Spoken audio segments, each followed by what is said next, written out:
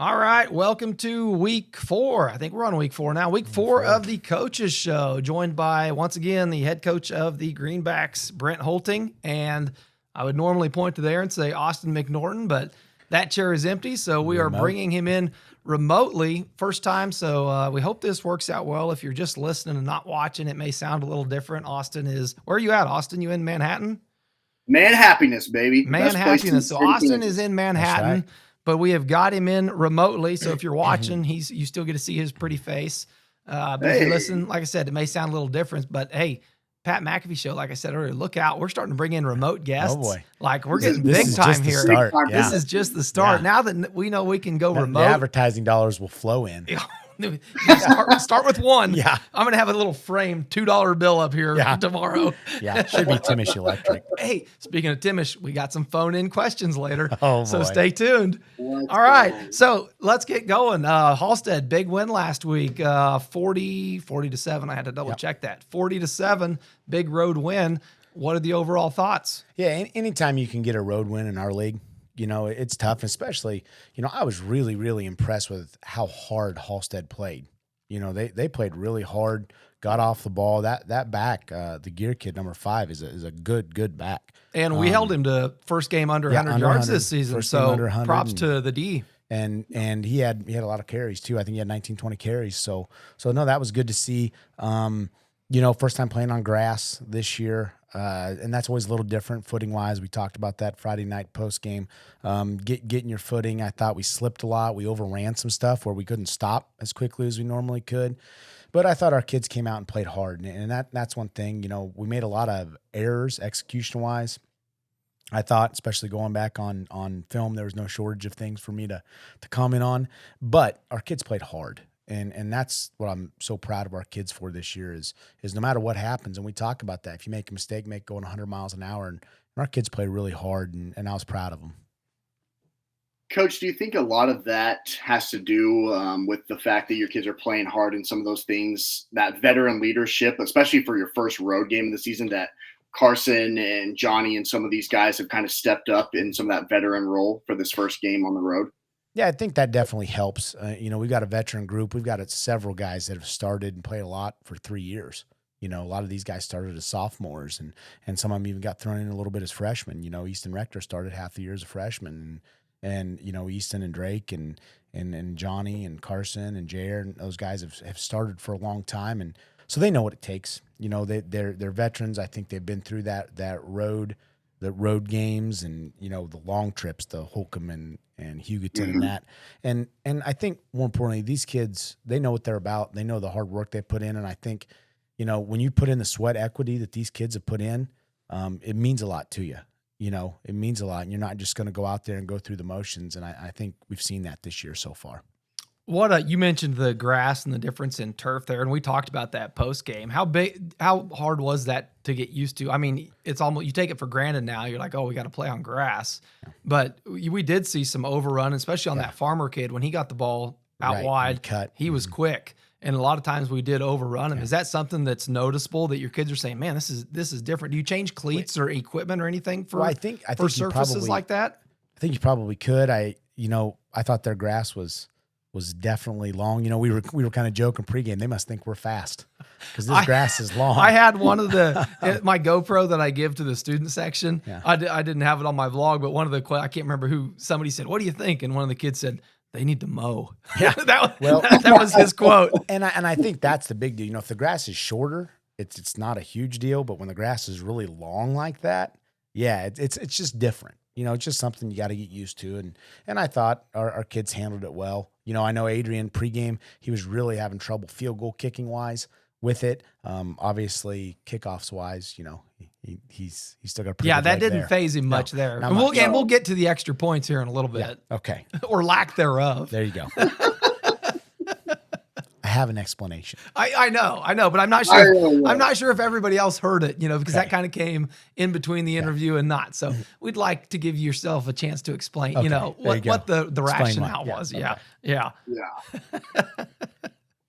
Well, Coach, you kind of talked about the veterans for that first road game and playing on the grass and some of that experience, but Max Uni was really kind of the star in that first half, especially with those 3 touchdowns. Talk about what a breakout game that was for him. Four, right? 4. Yeah. Yeah. Yeah, 4 for the tutties for first Max. half, in the Yeah. first quarter. Yeah. Max is a kid. We talked about. We knew we needed to get Max going. He had that long touchdown passing, receiving touchdown against Larned, but other than that, we hadn't really got Max going like we probably should have or need to, because Max is a pretty potent weapon. I think he was second on the team last year in rushing yards as a sophomore, and what I've been really proud of Max, his progression is how hard he's running. The 4th and 2 run there where he lowered his shoulders and he laid the boom on somebody because he was going to go get the first down.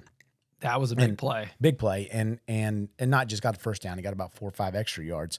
And I think that's where you're seeing, the maturity of Max as a runner is he's always been really patient, and sometimes last year he was a little too patient with the teams that really pursued, and this year Max is getting better and better every week of running behind his pads, understanding when there may not be as big of a hole there. I'm a big, strong, powerful kid, and I'm going to lower my shoulders. I'm going to take what the defense gives me, whether it's 2 yards, 3 yards, or sometimes like that, pushing the pile 5, 6, 7, and put us in position to be in a good down and distance the next play. So I was really proud of him. I thought he ran really well. Obviously I thought there were some great blocks. Carson threw a couple great blocks on that big long touchdown run of his, getting out front. He blocked not just one, but 2 people. It all goes hand in hand, but he's definitely doing a good job, and it was good to see it pay off. I think we mentioned that on the broadcast, Austin, on Max's. Was that his second or third? That big long one? Yeah, second one. He wouldn't have got that if Carson wouldn't have had that block at about the 10-yard, maybe 10, 15-yard line. That was a great downfield block by Carson. But I've said that too. Max's running style, I always compare him to Le'Veon Bell. It's just that wait. See where the hole is. Now, sometimes that's a detriment. But he has such patience where he can sit there and he rides that hand on the back of whoever that lead blocker is, and he does it so well. It's just kind of wait, bounce, and then strike. He does it really well. Oh, he's great at it, and when there's an opening, he does a great job. And the big thing we've worked on is against the really good teams, the teams that really pursue, is sometimes you just have to make one cut and go. Sometimes that nothing's ever going to open, and he's getting better at reading that, and if Max, God love him, he never does anything conventionally. Everything is unconventional with Max Uni. But he does. He's a great patient runner. He has really good vision, and and then I think he's getting better this year of combining that with that vision of, hey, there's my hole, I'm going to go now, or hey, there's not much here, I'm just gonna go get what I can and not bounce and keep stringing it. Go get what I can, put us in a better down and distance in the next play, and then some good things can happen from there. Well, probably a little bit of that probably too, though, is just the confidence from a sophomore to a junior, sure, where he's a little more confident to go with that power, to opt into bigger. power earlier. Sure. When you're a sophomore running the ball, and it's like, patience almost is you fall, it's kind of like patience, just get lateral. Right. Now that he's a little more older, it's easier to say, all right, I'm not afraid to tuck my head and blast, like on that 4th and 2, put my head down and go. For sure. No, I don't think there's any doubt about that. And I think that confidence comes from the weight room. Confidence comes from being older, from having been there and having done it. So yeah, I think that all goes hand in hand. And I think that's all of our kids. Is that something that you teach from your running backs with this unique offense? Can you kind of explain that a little bit to those who might not understand this offense fully? Is that something you teach these running backs, these people carrying the ball? Because we've seen signs of it from Keyrell, Grayson Mandel at times, and then, of course, Max and Carson carrying the ball. Is this the kind of style that you teach with this offense? Yeah, we work on it all the time. We work on paths, especially at the beginning of the year, and then I didn't think we were doing a good job even leading up to last week, so we had a session with it of we work on, whether it be counter, power, whatever, getting our hand on the back pad of that back, and obviously we're smaller than most of our blockers, so getting your hand on them, and then they're going to force the defender to go one way or the other if they attack the block right with force, like we talk about, and so then cut off of that, make the defender wrong no matter where they go. And so, yeah, that's something we work on a lot with that. We work really hard on not bouncing, falling up the hole, because bouncing is what leads to those 1, 2, 3-yard losses, and those are something we can't have. We don't want to get behind the sticks. So every once in a while, defense is going to call the right defense, make a good play. They're trying to make plays too. But even on those plays, we want to churn out 1, 2, maybe 3 yards, keep ourselves ahead of the stick because, I don't know how many fourth downs we've went for fourth and 2 or 3 or less in the last 2 years, but it's been a lot. And our conversion percentage, by contrast, is pretty high. And so that's what we want to do. And we work really hard on that. I tease the kids in practice. And Johnny knows when I'm mad at him sometimes. I call him Jonathan. And I'm like, unless your name's Jonathan Martinez, you are not allowed to bounce because Johnny's lateral movement is so quick and even him, I get on him for bouncing, but sometimes he sees something that the rest of us don't, and he's a lot more athletic than I am, so he makes it work for himself. Yeah, Johnny sometimes it's kind of like hurry up. Yeah, he's got that hand on the back, but it's hurry up. Yeah. I'm ready to cut. And it is sometimes he's guiding them downfield. He'll push them pretty hard in the back downfield and like, let's go. I'm moving, so you better get moving too. He doesn't do half speed real well. Yeah. So no, and he's done a better job of that, much better job of that, following it, getting it, and then and he's one of those kids when he hides behind Drake or whoever's pulling that all of a sudden he pops out of there and you can't see him, and then if you're not ready, he's gonna be gone. Yeah, I'm going to go over a couple stats from last week's game against Halstead. Overall stats, total plays, they outplayed us by 12, which I don't know if that was surprising to see kind of the way the game went. We scored a little quicker, but 46-54 their plays. First downs, we led 14-12, and these are all from max preps. Penalties was about even, same with penalty yards. But then, rushing, again, Max Uni with the impressive 104, 9 carries, 104 yards, 4 touchdowns, all in the first half. And then total yards, 410 all-purpose yards is what I had for stats.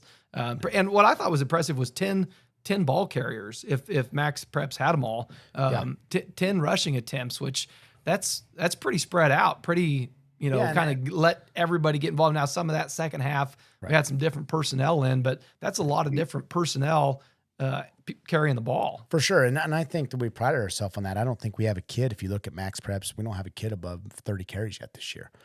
And that's great towards the end of the season when we can save their bodies, because there's going to be games where they have a ton more carries, where they have 15, 16, 17, 18 carries, especially our main three with Carson and Max and Johnny. So I think it's good to save that pounding when we can. And I think it makes our offense more dangerous when you don't have someone that they can key in on carrying it all the time. I think they can't crowd front side. They can't crowd back side. They can't really pick out any tendencies. If we can keep spreading that ball around, then they have to play a balanced defense. And for us, when they can play a balanced defense, then we can dictate how many people we want to get in the hole, in the gap, and then have a numbers advantage there. So that's to our advantage if we can spread the ball around, and we're blessed to have a lot of guys that can make plays. Yeah, because you look at Austin, you look at like an unbalanced offense, almost like Halstead. We look going into this game that Skylar Gear had over 50 carries in the two. He's getting 25 plus carries a game, and so going into that, defensive wise, you're thinking, well, all we got to do is stop him, and we really put them out of whack with their offense. And versus that many ball carriers on our end getting the ball, really spreads out the focus from a defense. Right, and there's no one you can really say, hey, we've definitely got to stop this guy because we have other guys that can hurt you. Yeah.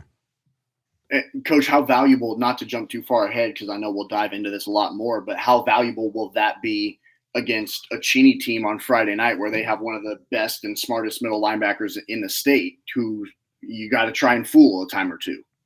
Yeah, and you hope he's, I think early on we want to get that. That's my job as a coach, kind of figure out where he's keying, what he's keying on, what he's reading. I thought you were going to say you hope he's hurt. And no, we never hope that. No, but I mean, okay, sorry, go ahead. I think that's we've got to figure out what he's reading because he's very active and we've worked all week. We got to get a body on him. We got to know where he's at all times, or he's a game plan wrecker. And so I think that's valuable once again in terms of especially this offense. There's so much going on in the backfield. If there's not a guy you can key on, say, hey, we're gonna pull the trigger on this guy, but we want to really worry about the rest because they can't hurt us too bad. Well, I think we've got several guys that can hurt you if you don't pay attention to them, and so I think that's to our advantage because it makes it harder to key in on any one thing. Yeah, on that, before we get to Cheney, go back to that Halstead game a little bit. Some of the big plays, Max really led the stat line with those 4 touchdowns and the yardage, but some of the key plays, Johnny had that interception that Austin, I don't know, we were like, man, he like switched into receiver mode. Yeah, he turned and into one a of the wide best. That was like a receiver, Lynn Swan type of interception. Yeah, over the and then shoulder. Max, over the shoulder. Yeah. Then Max goes down and scores a couple plays later. Right. Couple fumbled punts by Halstead there, but then the kickoff by Johnny. Huge plays. And I thought that's been huge. I mean, we've been able to definitively win special teams in every game so far. And then if you look at it, with the Heston, the fumble at the beginning, Johnny had some punt returns against Larned, obviously Adrian kicking off. I think that's huge. And when we can win 1/3 of the ball game definitively, that puts us in a huge advantage with the other two, field position wise. Obviously, we've gotten some scores off special teams this year. So I think anytime you can do that, it makes the game easier on your offense and defense. And I think our kids, and that's credit to them, we spend quite a bit of time on special teams in practice because I think it's that important. And our kids have done a really great job of executing on them this year. And the turnover battle too. We've probably, Yes. I don't have the stats in front of me, but we're probably plus every game in the turnover battle, aren't we? We've got to be winning that. Every game we've had. We've only lost 1 fumble, and that was on the bad snap this year. So we haven't lost a fumble by a ball carrier, knock on wood. That's something we work on a lot, and they know I don't really like fumbles. So nobody does. And interceptions. We've been by and large, obviously we threw one on Friday night. We've thrown a couple, but we want to try to stay away from those and make sure we plant our feet, make a good throw, make a good read. And so I think, especially with our offense, with the way we grind time, if we can get ahead, stay away from turnovers, makes it really hard for the other team to come back when they're down. And that's what we want to do. We want to jump on them early.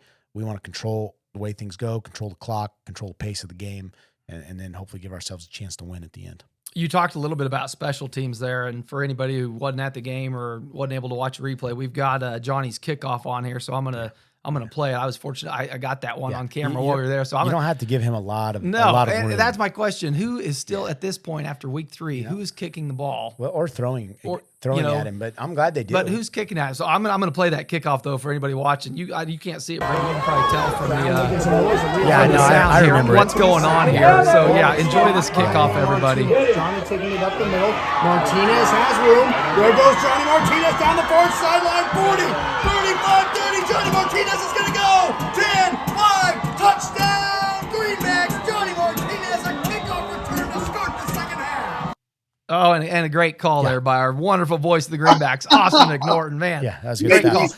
But how impactful is that? We don't, Oh, man. We've talked about Adrian on our side being able to kick, but how impactful is that knowing you've got somebody back there like Johnny each time they decide to kick the ball to you? Well, it's huge. And you look at even, Heston, I don't know what their net average was punting wise, but they didn't punt very well. They shanked a couple about 10, 15 yards out of bounds because they're going in the game saying we do not want to kick number 22. But that's almost a safer bet. It's just as valuable. Yeah. And Right, it's hugely valuable. And we'll see, we anticipate, I think we'll see, they did it last year, even as a junior, them probably try to pooch kick and do some things to keep it away from Johnny because, I like it when teams kick to Johnny and we're glad when they do that. But I don't know why they do. And I don't anticipate a whole lot of teams doing it anymore. At this point, I don't see why you would. I hope they do. Because he's one of those kids. I mean, he gets a sliver and you're going to be in trouble.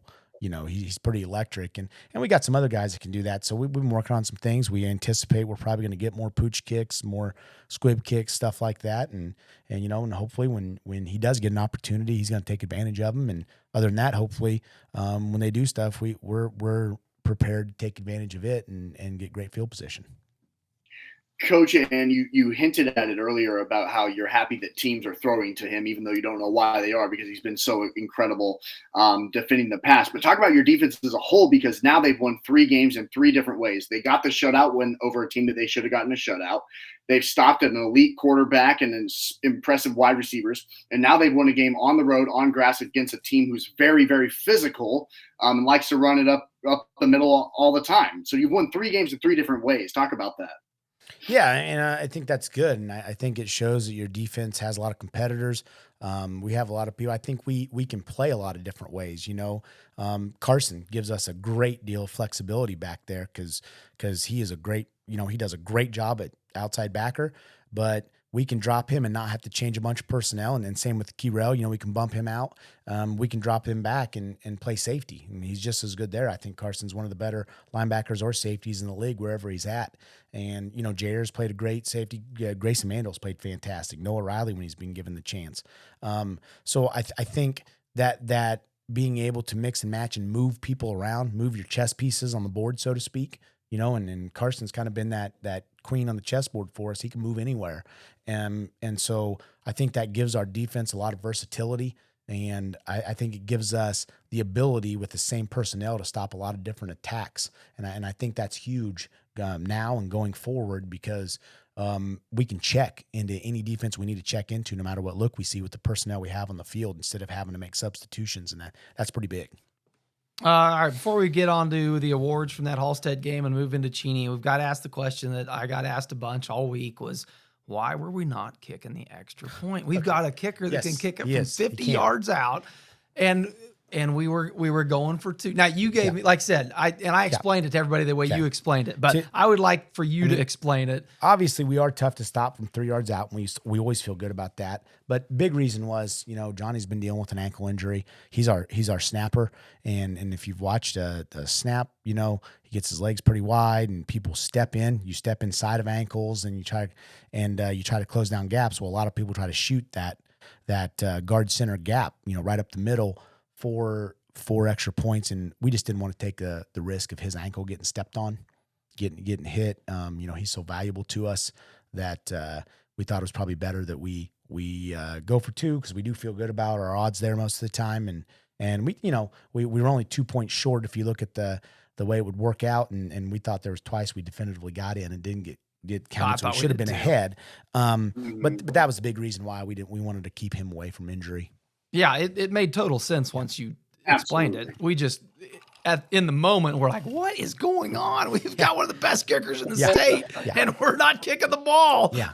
The head coach isn't very smart either, so. I mean, we won't say that on the air. All right, well, moving on. Let's wrap up some rewards from that Halstead game. Hit stick, player of the game, practice player, all that. We'll see see how well me and Austin did. You did. Yeah, we're pretty. I think we're like 6 for 7, or 5 for 6 so far this year, or more than that. Practice player of the week was Barrett Bolin. Oh, expound on that a little bit. Barrett does a great job. I mean, there's several kids we could give it to, and that was actually that was really tightly contested in terms of who to give that to, because we have some kids that are doing a great job over there. But Barrett consistently gets in. He gives us a good look. He plays really, really hard all the time. He just gives us great effort. So proud of him and how he's doing. So he was the scout team player of the week.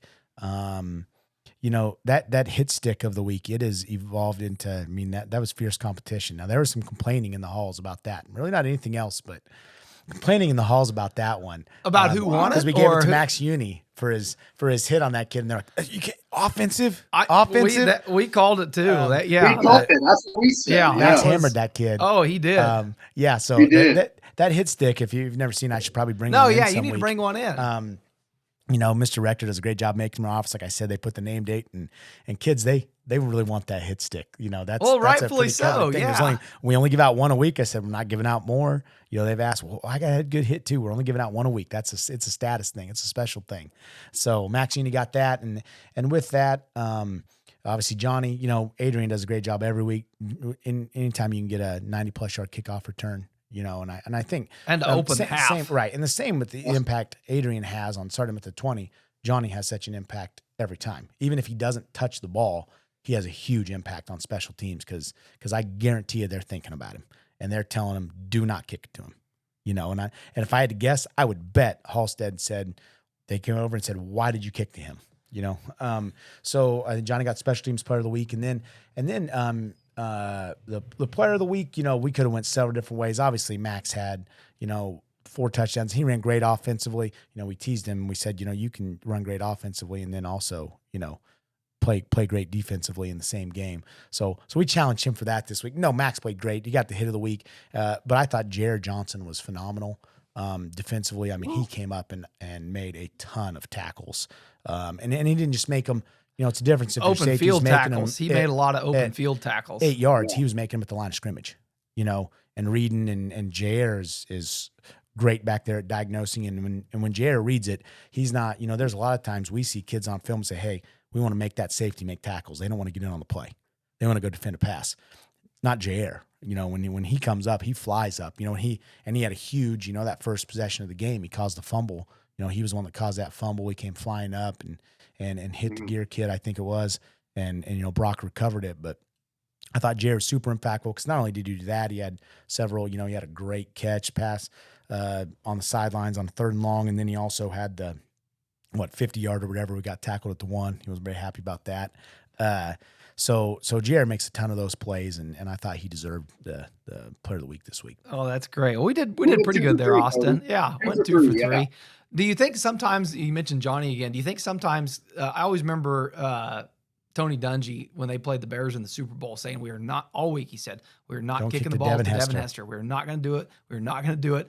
And he said, come day of the game in the locker room, he said, you know what? We're not going to let him dictate what we do. And so then we he decided to returned kick, the and he opening returned kickoff. it. Right. Do you think some Opening coaches' kickoff, hubris yeah. or just their confidence? Oh, I think Do you so. think there's some arrogance in that sometimes where it's just like, you know what? He's good, but we've been working on this. He's not that good. Let's test him out. And then there goes Johnny. And it's always hard when you're dealing with high school because they're going to say, I'm not scared of that kid. I'm not scared. Heck, and we've been making a joke, so you guys can debate about this sometime off the air. We had a big discussion between the teachers and players today with Noah Riley and Jared and them, and they were trying to say that they would at least score a point on an NBA team in a game. And They were telling me that. and we were like, guys, I don't think you understand how athletic. Ryan They're like, was- we'd score a point. I'm like, I don't know if you get the ball in bounds with those guys. No offense to you guys. but Ryan they was are- telling me they about are- that when she got home tonight. Yeah, so that was the big discussion at school today. But which is, I mean, sometimes the confidence is a great thing, and I think every team has confidence. Like, what, we can tackle him. He's not that big. He's not that. And then all of a sudden you get on the field and you're like, my God, that kid makes a lot of plays. And so I think it's some of that probably, and then I think it's some of not every team has the luxury of having a kicker that can put the ball where they want it. And that's a big deal. And so I know, there's been years where we've had that. We've said, whatever you do, don't kick to. I'll never forget when I was at Chanute as a defensive coordinator.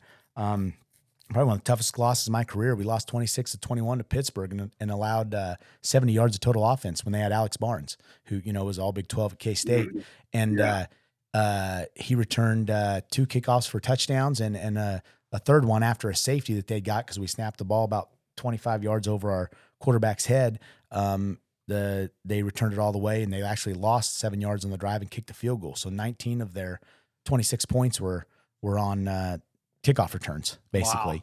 Wow. And we lost the game and completely dominated every facet of the game. We held him to 42 yards on 31 carries or something like that. Thought our defense played really well, and I was a D coordinator at the time, and man, that was a tough loss, but it goes to show you what special teams do. And we told our kicker all week, whatever you do, don't kick to him. But unfortunately, he didn't mean to, but he kicked to him. And I think that happens a lot. And that's why Johnny's such a threat back there. And that's why we're so lucky to have him. Yeah. All right. Moving on to Cheney. Kind of to get it going, I talked to you a little bit this weekend about, I was watching you watch film a little bit. We were out and about and you were breaking down film. And I kind of asked you, where do you start when you have a big matchup or any matchup coming into this? Do you start from the macro and kind of, say, all right, I'm going to watch their first 3 games of the season and then kind of highlight a couple plays that I want to go back to? Do you watch last year's game film, Pratt, Cheney? Where do you start when you start that? All right, we got a big matchup versus Cheney. They do a lot of things. It's going to be a tough game. Yeah, where's that process for you where you say, all right, I got to sit down. I'm going to start watching film on Friday night probably for you, into Saturday, into Sunday. But, where does it go from kind of level to where you then kind of can break it out into a plan? I think first thing we do is, we'll go back and watch our film because most importantly, we got to fix what we do wrong. And try to clean us up because that's what ultimately we can control the most is what we do. So I think that's the first thing. We'll comment on that, get that out as early as we can, and then the next thing, this is me. I take a macro view. I want to just overall watch it and kind of get an idea and try to take my notes, get an idea of offensively what formations they like, what do they like to do defensively. Just overall, what are they running? Who are the players that just keep, the first time I watch it, who flashes on tape to me? Who's the kid that I say, I just keep drawing my eyes to, man, that kid's making plays. That kid's always around the ball. That kid's doing that. Man, we can't throw at that kid. This kid's collapsing the pocket every time. So I think then you notice it and, take your notes, you write those numbers down. And then I think my second time through, we start seeing, second, third, fourth time through, really start dialing in on, what do they run on third and long? What do they like to do? Do they like to play line games? Do they like to blitz? Do they like to sit back in coverage? What coverage are they running? What coverage are they running on first, second down? What coverage are they running on third down? Are they all running the same? How do they deal with certain routes? What are their feet? So all of those specifics, what routes are going to hurt them? What did they have trouble dealing with? Where are their eyes at? If we can tell that from the film, what are they reading with other teams? Technique they're in, front. I think all of those things, I could go on and on. I think then you really start diving, and that's the fun part, is the dive into, hey, this is a definite tendency. Hey, we got this. So we know they're going to do this. And so then we can counteract it with something that we do. And then I think part of it too, I always try to go back sometime during the week and self-scout us. What am I doing? Right. If you were playing against you, what would you see? What do I see that I'm doing on third downs? What am I doing on first, second down? And then always try to come in mind with some tendency breakers. Like, I want to show not that, if I've got some definite, clearly defined tendencies that I'm doing as a coach, then I want to do some stuff to break those up. Is film, like against Douglas or Kingman, is that more valuable versus film versus the Pratt Cheney game last year? Like which is more of a true kind of account of what you're going to see? I think the Pratt Cheney game last year, really, you can't look at personnel because it's different. Right, but more I scheme. think what you can look at is scheme. And obviously, their scheme was pretty good against us last year. Now, I think they had some unique guys that were able to execute what they did last year. And it remains to be seen, in a game like that, if they have those guys this year or not. And they have some very talented kids.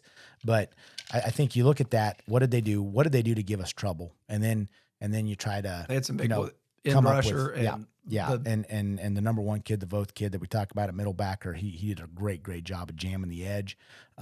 So what are our answers for that? How do we counteract what they were doing? And so I think you come up with answers for that, some contingency plans. If they do that again, it's giving us trouble. This is our answer. This is what we do. This is how we block it. This is how we attack it. This is what we call.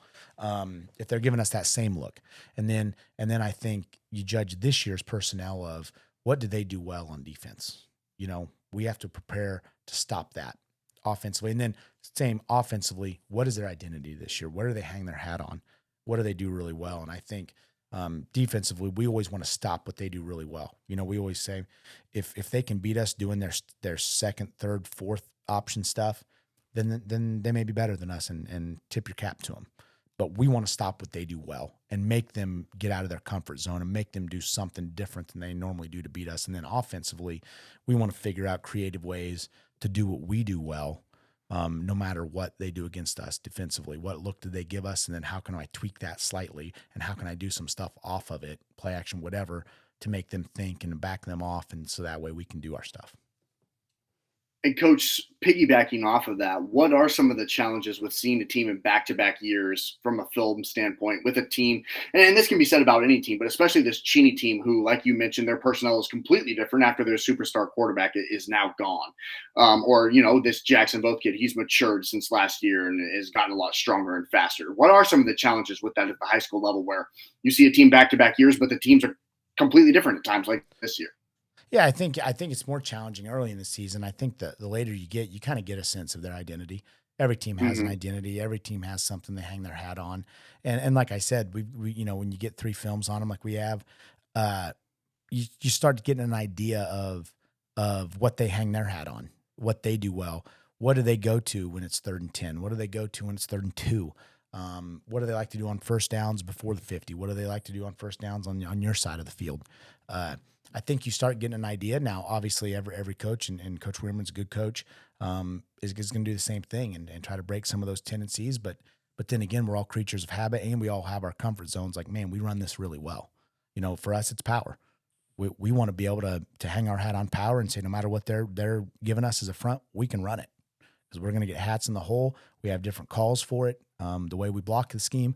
but overall it's the same scheme, and we want to get downhill. We want to establish ourselves. That's what we want to be able to run no matter what front we're facing.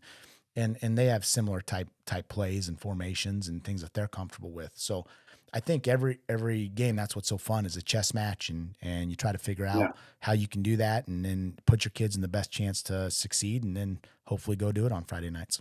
How excited are the kids for this game? I mean, this is kind of that one mid-season game that we're 3-0 going into this one.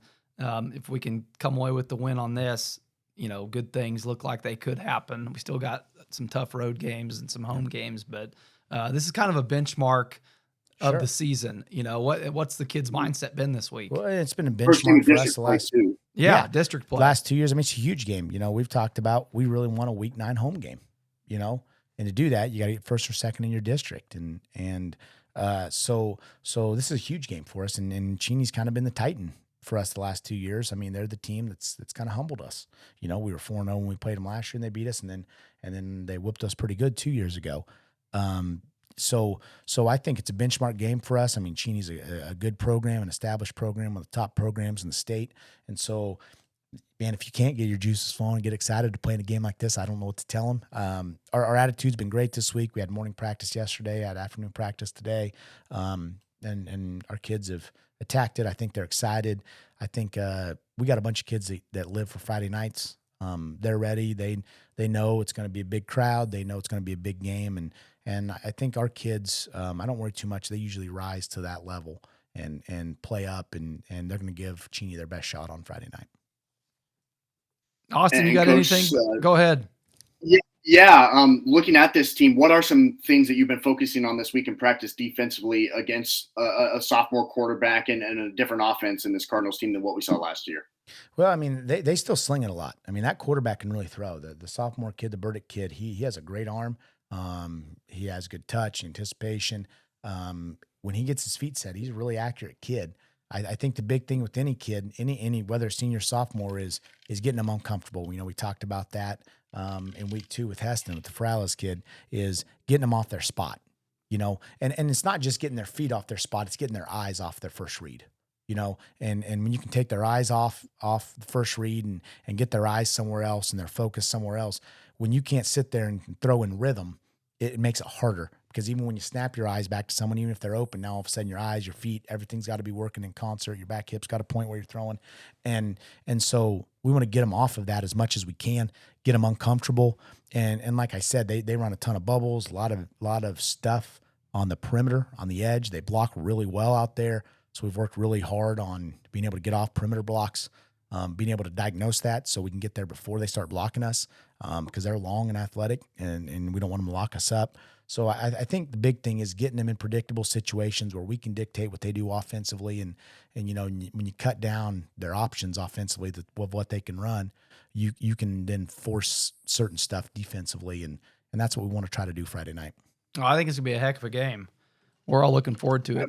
Easy 45-minute drive. Pratt should have a good crowd heading over that way. Yeah, it's gonna be good weather. Good weather tonight. Yeah, it's gonna be fun. Now, are you all done with Cheney, Austin? We gotta get onto our. I don't know if this is a fun segment or not. I'm not sure what this has turned into. I'm terrified for this segment, especially because I heard Timish's voice and then I heard rumblings at school of other stuff. So this is the most nervous I get all night. Are we ready to move on, Austin? I'm excited. I don't even know what's about to happen, but I'm excited. I don't either. Like I said, I'm not sure where this show is heading from here. No, yes, I did. I did vet these. They're not too bad. Okay, we did start kind of opening up the phone lines, in the last week or so, and we finally got some takers. So we've got some questions coming in from Greenback Nation. I don't know what we need to call the Greenback fans. That's good. Greenback Nation. I like that. Let's call that. But the first one. Now, last week I read the one from Liggett. And I said, I'm not reading another one of those. If you want to send that in, you've got to call it in because that was too long. So after 5 attempts, he finally got it sent to me. That's his rambling nature. Yeah. Well, wait till you hear this one. Oh, boy. This first question is from a concerned Greenback fan, Derek Liggett. Let's bring him up on the phone line. We'll see if we got the technical difficulties worked out here. Here we go. Hey, Cody. Thanks for having me on this show. Hey, it's working. Long-time listener, first-time caller. Hey, I got a concern for you guys. Everybody knows Coach Strong is big into fitness and weight loss. And I heard through the grapevine that he recently purchased a laser that shrinks people as his newest diet fad, similar to the one kind of they use on Honey, I Shrunk the Kids. Anyways, my concern is that if he doesn't know how to properly use it, he might accidentally misfire it and shrink the Greenback football team. If for some reason the Greenbacks show up to Cheney Friday night and get off the bus and they're all 18 inches tall, how do you think that game's going to turn out?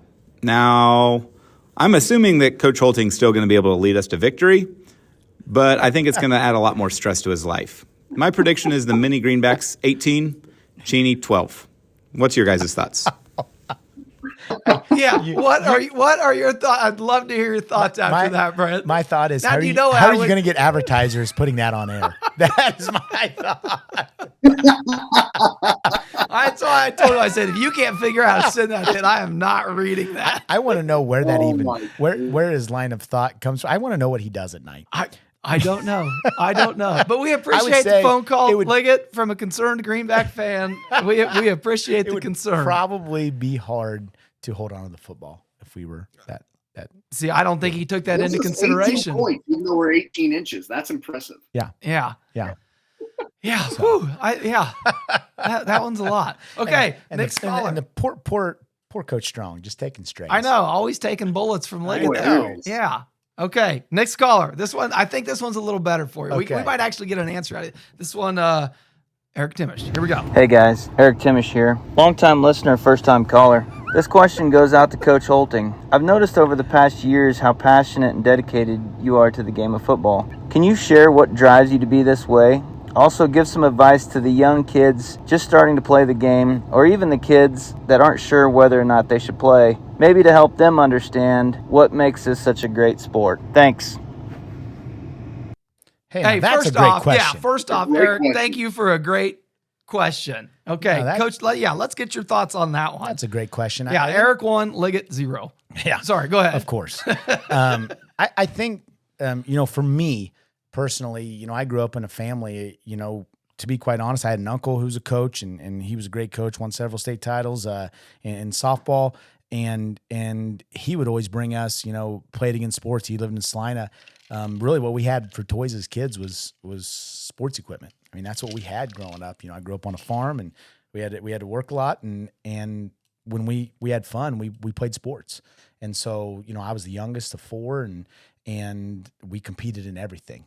Competition just became second nature. We competed in every single thing we did. And I think that grew. My dad was a big football fan. My mom loves football. And then coming from Opie, obviously a big football tradition.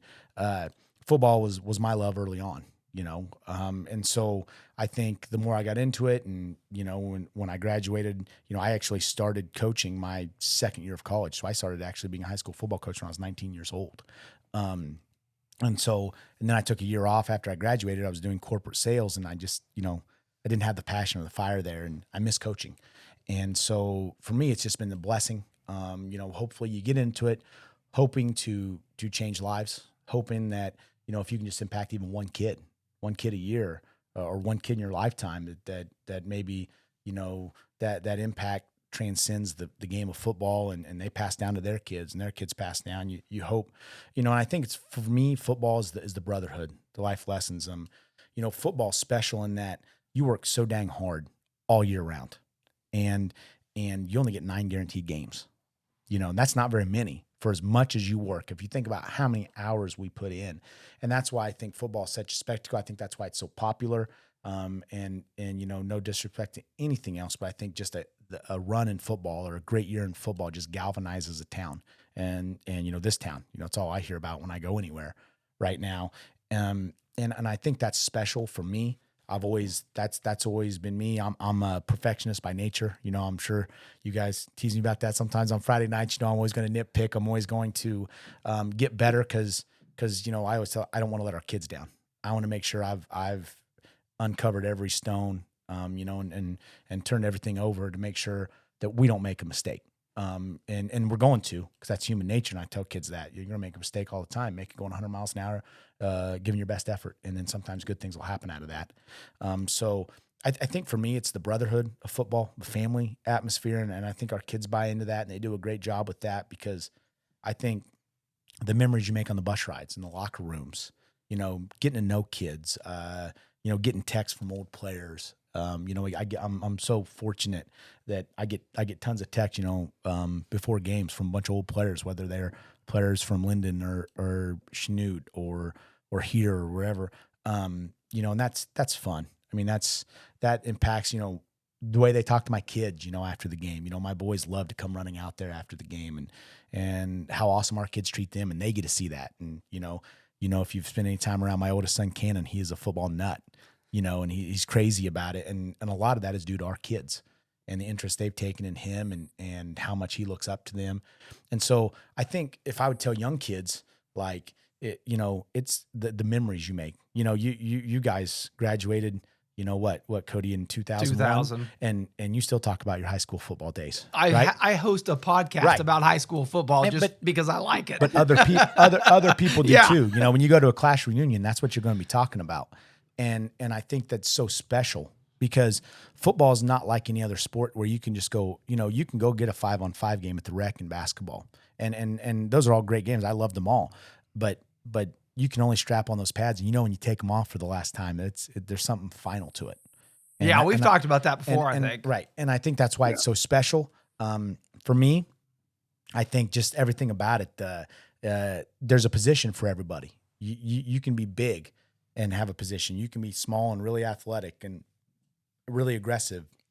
You can kick really well. You can do, there's so many different things that you can do. I would say to young athletes, don't pigeonhole yourself and say, well, I'm not very big, or I'm not very fast, or I can't do this, because also in high school football, it's force of will. If you want to be great bad enough, and you go invest time in the weight room, and that's one thing I love about being in there, and I love about this group, because they have, if you look at them with their pads on, we got some kids you can look at and say, man, they've spent some time in the weight room.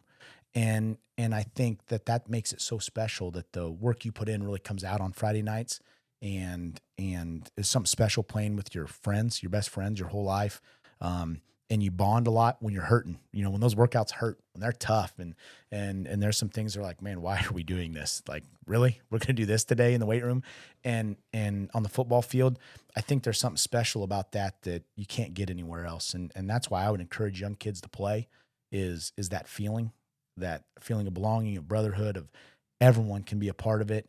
And then I think it's the memories you take with you, and the life lessons you learn of sacrifice, commitment, selflessness, being a great teammate, all of those things that you learn, respect for others. I think football can teach all of those things. And that's why I love it so much. And that's why it's such a special game to me. And that's why I chose to make it, my livelihood. I know that was a long answer, but obviously I'm pretty passionate about football. No, I'm going to piggyback that on just a little bit and just pick your brain here. Because you talk a lot about, the process is just as important as the outcome. It's not, the outcome is one thing, but did we do it the right way? Did we, and like you were talking about culture and hard work and all that, are you able to look at your end result, as a coach, and apply that to you? Your first 2 seasons here weren't winning seasons. Are you able to step back and be able to say, you know what, we did it the right way, we did this, or anything, not just those first 2 seasons, but even, a loss against Cheney last year, or a loss against, Holcomb last year? Are you able to, apply that, like, hey, and actually enjoy the process of all the hard work? Or are you so hard on yourself that the advice that sometimes you give and I don't always and say that, that you don't, allow yourself to, that same leeway of, we did everything the right way. We've got a great coaching staff. We've got great kids. Are you able to enjoy that process for yourself? And I'm getting better. I would tell you, and my wife would tell you, early on in my career, that was not something I was good at. If it was a loss, I brooded, I obsessed over it. And that I still probably do. Because I'm one of those that, like, I know I'm harder on our kids and I'm demanding, but I'm harder on myself, and what could I have done better? And it eats at me all weekend. What could I have done better? Why did we lose? What did I do to cause us to lose? How can I get better? How can I get our kids in a better position to win? And I don't know if that will ever probably stop happening. What I'm trying to get better about, the older I get, is enjoying the wins. I told our kids on Friday night, I didn't think, right after the game, I said, I don't know if it was our cleanest game, our best game, but gosh dang it, we work really hard to enjoy wins, because they're hard to do. Half the teams in the state lose every week, and you're 3-0. So enjoy this thing, enjoy it tonight, work. And that's something I wouldn't have said probably even 5 years ago as a coach. And I'm really trying as I get older to appreciate that more. Cause I know I tell kids that, and I know I tell kids that it's fleeting and it goes fast, and it does. And, I had a kid, I was lucky enough, my very first year of coaching at Chanute back in 2005, a kid stopped by last Thursday. He was going through Great Bend, and he made a special trip down to Pratt to see me, a kid that was on that team, and got to talk to him for a while. And I think, and he's one of my best friends. And after he graduated, he asked me to be in his wedding, and that stuff's special. That stuff's special. I think that that's the things you carry with you. And the older I get, probably the more sentimental you get. You realize, it's not just about wins and losses. It's great to win and lose. And there's several kids from those first 2 years that, we didn't have the record I want. I wish I could do anything to change it for those kids, record wise. But man, there were some great kids I coached those first 2 years here, and kids that I have great relationships with and love to death, like they're one of my own kids. And so I don't think that changes, winning or losing. Kids are kids, and they're great and they're fun, and that's why I do this. And I think the older I get, the more I value those relationships and value winning. Now, I'm always going to be about the process, and I think the process is where you find out who's worthy of being a part of the outcome. And if I like you do, that. And if you do the process the right way, good things are going to happen. And one thing I could say, I'm really proud of our kids. If you look at our kids, in my 4 years here, I don't know how many, I can count on less than one hand how many personal foul penalties we've ever had. We don't do that. We don't get in trouble with referees. Our kids don't get in trouble at school. They know, our kids know, and when you got as many kids you got on a football team, if they get an unexcused tardy to class even, or an unexcused absence, they have to run. We've had maybe 2 all year this year, and that's out of, mid-40s kids, going to 7 classes a day. And so I'm really proud of our kids in that. They've bought into that. They understand the expectations. And that was started by, even though that first group went 2-7, it was started by them because they bought into that and they believed in that, and they had a lot to do with this. So I think that's fun. And I think that that's something my wife would probably tell you I'm still trying to do, is enjoy wins more. But I think I'm getting better at that, and getting better at, I tell my kids all the time, we try to break down every week with, hey, proud of you. I love you. It's a great day to be a Greenback. And so, I say, well, proud of you, love you. What kind of day is it? And, they say it's a great day to be a Greenback. And because I think that's important. And I think it's important for kids to know how much you care about them. Especially if you're going to coach like me, because I know I'm passionate. I'm on our kids, and they have to know it's because I believe in them, I love them, and I have their best interests in heart. And so I try to do a better job of that. I don't always do as good a job as I should have, but I think that's important. I think that's what makes Pratt such a special place and a special town, is you get to develop those, and we have great kids. I mean, we really do. We have awesome kids. I couldn't agree any more than the way you said it there. Austin, Yeah, I'm all absolutely. finished up unless you got anything else for Coach Coach, Hoelting. I just want to say it's pretty cool hearing your story about how passionate you are with everything. I'm a Council Grove kid, and I've heard so many stories about people who recognize what you did at Linden and your past programs, and it's like Chanute, like you've talked about tonight. But yeah, I think it's cool to see the legacy you've left. And Cody and I are very lucky to get to talk to you every Friday night and here every Wednesday. So I'm the lucky one. It's I good. like hearing It's your good. story. A lot of fun. Hey, this is your second season, winning season. This is our second season of being together. I'm not saying there's a. You're just saying. I'm not saying. I'm just saying. Right. Causation, correlation. Right. Right. Absolutely, without question. Without question. All right. Hey, Coach, I'm going to finish it on that. It's a great day to be a Greenback. You said it. It couldn't be said any better than that. Cheney, Friday night. Get over there. It's only a 45-minute drive. It's going to be a heck of a night. It's going to be streamed on the NFHS network. So look for the links, the Greenback Don't watch Athletics that. page. Just listen to Cody and I. Exactly. And we might have something different. We're going to see. But yeah. Oh. We'll see, Austin. I'm going to get your input on this later. But yeah, Cheney, Friday night. Oh boy. Coach Hoelting, Austin, thank you. Appreciate it. Good luck, and we'll see Thank everybody you. Friday night. Appreciate All it. right.